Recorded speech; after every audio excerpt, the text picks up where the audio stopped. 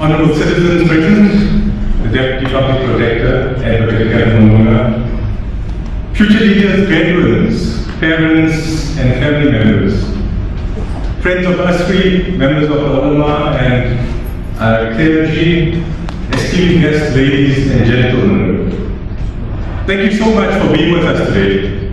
Assalamu alaikum, peace be upon you, and welcome to our inaugural ASRI Future Leaders Fellowship Program graduation.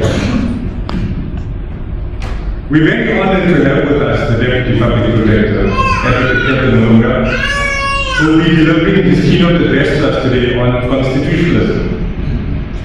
This year is the 20th anniversary of our South African Constitution, which was signed into law by President Nelson Rodriguez Mandela on the 10th of December 1996 to form the bedrock of law for a non-racial, democratic, just, equal and prosperous South Africa. We must always remember and feel proud that our Constitution was drafted and adopted by our first democratically elected Parliament of South Africa, following one of the largest public consultations in the history of our country, which solicited the views of citizens, civil society organizations, religious groups, and political formations across the length and breadth of South Africa.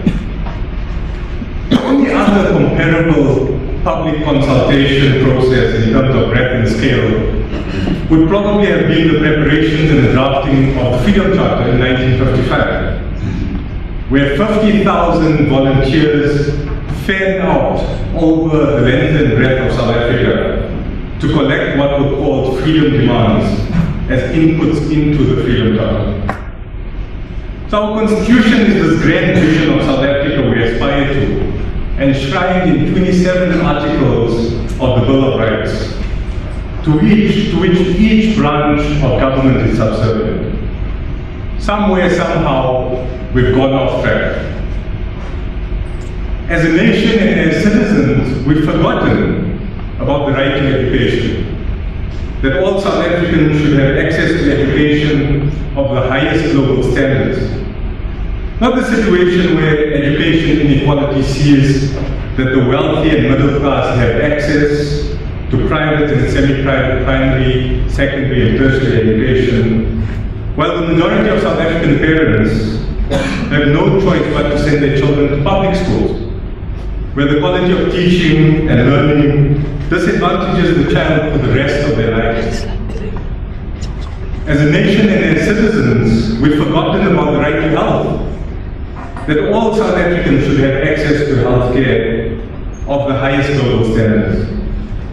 Not the situation where health inequality sees wealthy and middle class having access to semi-private clinics and hospitals or private clinics and hospitals, while the majority of South Africans have no choice but to visit public health care and public hospitals where the treatment of our mothers and fathers and sisters and brothers are completely much better at realizing all 27 rights enshrined in the Bill of Rights the way they were envisioned by the founding fathers of our Constitution and of our democracy. The right to equality, human dignity, life, security, property, housing, access to justice, and so on and so forth. We can do much better on all of these as citizens together. It's for this reason that ASRI was established as a public policy institute to work towards achieving a more just and prosperous South Africa for all of us through the mechanisms provided by the constitutional order. In other words, we established ASRI to prototype, to legislate, to advocate for laws, policies and programs that strives for a more equal and more just society for all South Africans. To advocate for policies and laws that better spend public money collected through income tax, pay-as-you-earn, VAT, home affairs applications, taxes on petrol and diesel, municipal property rights and so on. Every time we do something, government collects revenues on our behalf. to spend on our behalf. When we drove here in taxis or in vehicles or in cars, buses, government collected revenues through the fuel tax on our behalf as citizens. Should this money be spent on expensive German sedans for ministers or free tertiary education for poor subjects?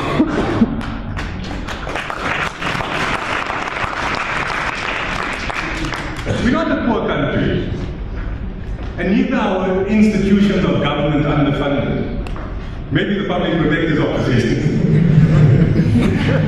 Our national budget this year is 1.4 trillion rand. And the city of Johannesburg in 2011-2012 had a budget surplus of 5 billion rand. That surplus is sufficient for 5,001 million rand libraries across the length and breadth of Johannesburg, for example. Somewhere between 1996 and today, we went to sleep as civil society. The time has come for us as civil society to reawaken the spirit of civic activism and assert ownership over the famous phrase of the Freedom Charter that says, "The people shall govern." On this theme, I'd like to mention one of the major achievements of this year's ASRI Future Leaders cohort. This group gave true meaning to participatory democracy. During their project activities or the project term, they authored, through their own research, 2 bylaws for municipalities, as prototypes for municipalities, with Johannesburg as the geographical center. The first bylaw they authored was the Petition Reform Bylaw, where they proposed a law for the city of Johannesburg that any petition signed by 10,000 residents of the city of Johannesburg must be debated by a sitting of council and binding decisions taken by council of the issues taken or raised in that petition. This approach is in line with citizen initiative legislation across the world. Just recently in Mexico, citizens across Mexico authored a citizen initiative bylaw on corruption, and they secured enough signatures across Mexico for that corruption law to be tabled in the Mexican Congress.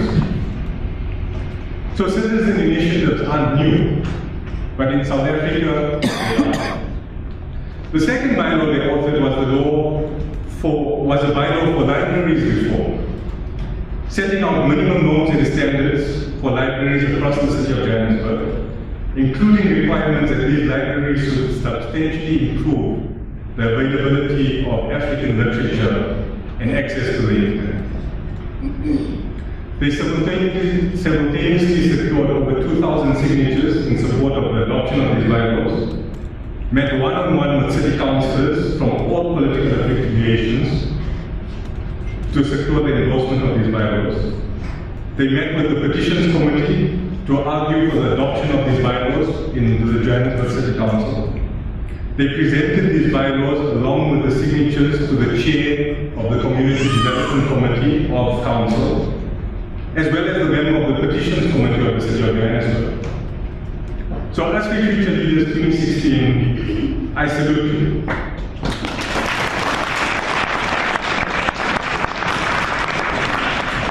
Go well, stand firmly for justice in whatever situation you find yourself in, and protect your integrity with everything that you have.